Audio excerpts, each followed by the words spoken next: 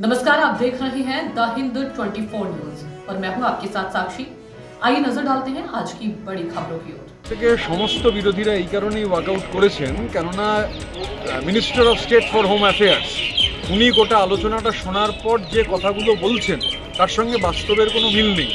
উনি হাউসের রুলস নিয়ম কোনো কিছুর সঙ্গেই আমাদের মনে হয় পরিচিত নন এবং অথেন্টিকেট করছেন না। মানে গল্পের গরু গাছে তুলে দিয়ে যা খুশি তাই বলছেন, অথেন্টিকেট করার কথা বলা হচ্ছে বলছেন না।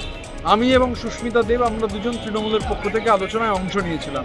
উনি যখন বাংলার ফেন্সিং নিয়ে অসত্য কথা বলছেন, আমি পয়েন্ট অফ অর্ডার রেজ করলাম 239, আমাকে অ্যালাউ করা হলো। যেই মুহূর্তে প্রশ্ন করতে শুরু করলাম, চেয়ার বলছে না, পয়েন্ট অফ অর্ডার অ্যালাউড নয়।